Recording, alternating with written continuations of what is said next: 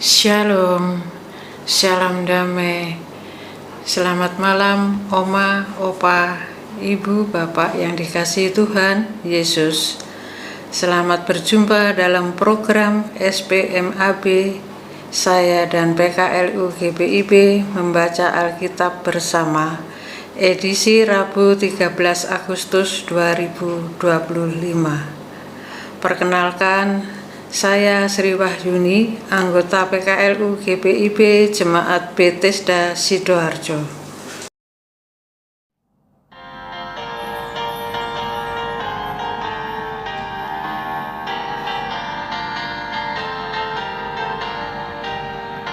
Hai, pergi dan wartakan Injil Kristus dalam karya dan dalam karsana, baik di rumah, sekolah dan di kantor, juga di setiap waktu dan tempat. Bawa kasih dan bawa sukacita, panjang sabar serta lemah lembut. Itu sikap yang harus kau lakukan, karena Kristus nyata dalam hidupmu. Sebelum kita membaca dan merenungkan firman-Nya, mari kita berdoa. Bapa di surga, terima kasih atas pemeliharaan-Mu dalam kehidupan kami di sepanjang hari ini. Sebelum kami beristirahat, kami mau membaca serta merenungkan firman-Mu.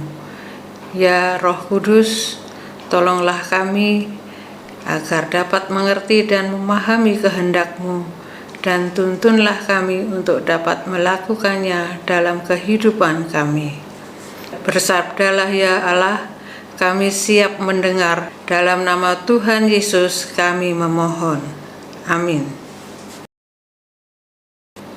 Oma, Opa, Ibu, Bapak yang diberkati Tuhan Yesus, bacaan Alkitab saat ini terambil dari Kitab Yohanes, pasalnya yang ke-9, ayat 29 sampai dengan 34.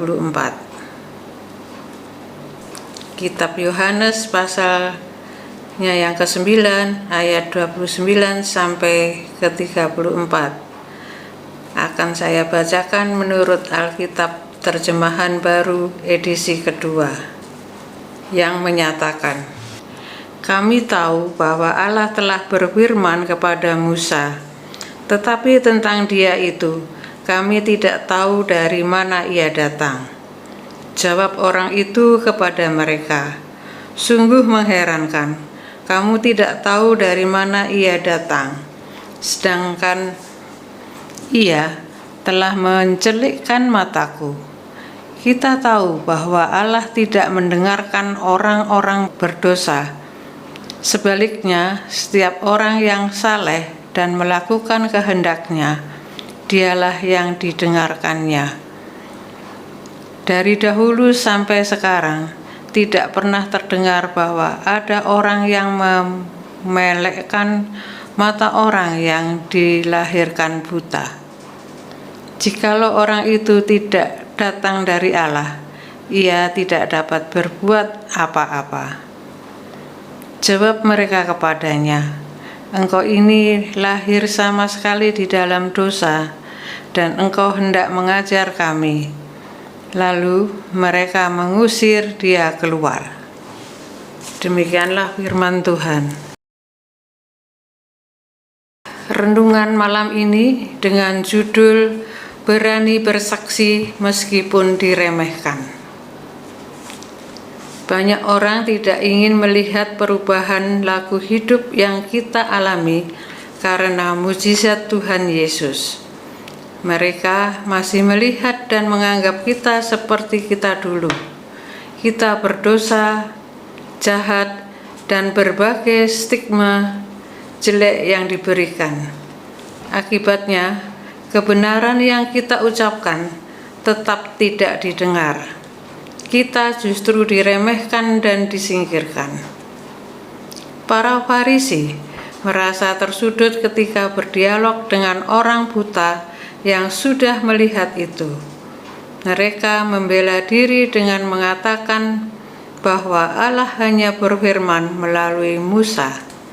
Namun tentang Tuhan Yesus, mereka tidak tahu dari mana Ia datang.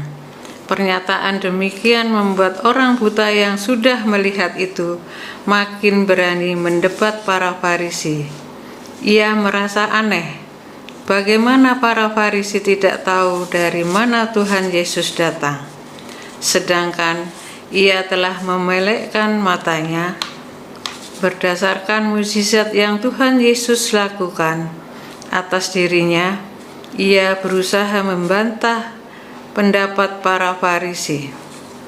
Dua hal ditekankan dalam penjelasannya.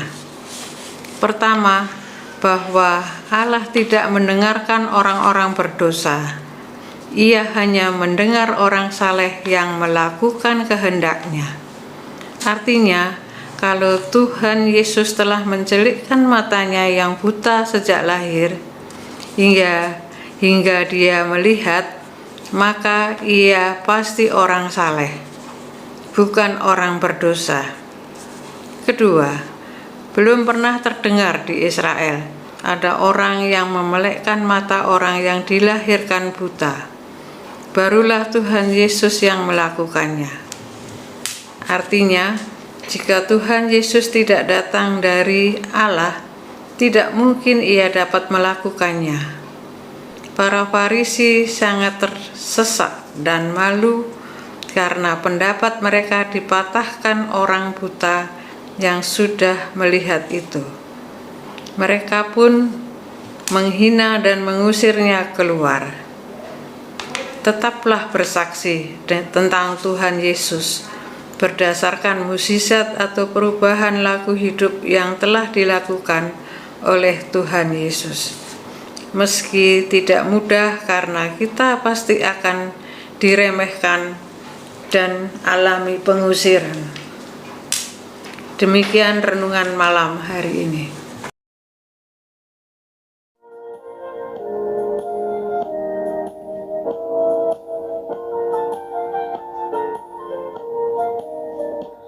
Hai, pergi dan wartakan Injil Kristus dalam kata dan perbuatanmu, juga dalam segala tindakanmu. Jadikanlah firman Tuhan pandumu. Jangan takut, tegakkan keadilan dan berani berkata yang benar. Jangan bimbang dan jangan kau khawatir, Roh Kudus membimbing dan menolongmu.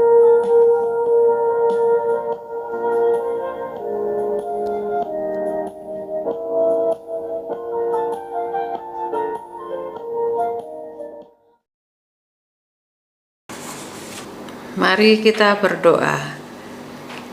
Terima kasih Tuhan, sapaan-Mu malam ini. Ajarilah kami untuk hidup dalam kecukupan dan menjaga integritas dalam berbagai keadaan. Bapa yang baik, kami berdoa untuk kaum lanjut usia GPIB dimanapun berada. Sehat, kuatkan kami semua dalam menikmati hari-hari hidup anugerah-Mu ya Bapa. Kami berdoa juga bagi para pengurus PKLU dari tingkat sinodal hingga tingkat jemaat. Tuhan beri hikmat bijaksana dalam melaksanakan tugas panggilannya. Kami berdoa juga untuk Indonesia, negeri kita tercinta. Kiranya damai sejahtera-Mu senantiasa melingkupi kami semua. Ampuni keberdosaan kami ya Allah, dan dengarlah doa kami yang kami naikkan hanya dalam nama Tuhan Yesus, Tuhan dan Juru Selamat kami yang hidup, yang telah mengajar kami berdoa. Bapa kami yang di surga, dikuduskanlah nama-Mu, datanglah kerajaan-Mu, Jadilah kehendak-Mu di bumi seperti di sorga. Berilah kami pada hari ini makanan kami yang secukupnya, dan ampunilah kami akan kesalahan kami, seperti kami juga mengampuni orang yang bersalah kepada kami. Dan janganlah membawa kami ke dalam percobaan, tetapi lepaskanlah kami daripada yang jahat. Karena Engkaulah yang empunya kerajaan dan kuasa dan kemuliaan sampai selama-lamanya. Amin. Oma, opa, ibu bapak yang terkasih dalam Tuhan Yesus, selamat malam, selamat beristirahat, Tuhan Yesus beserta.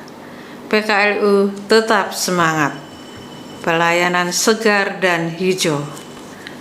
Amin.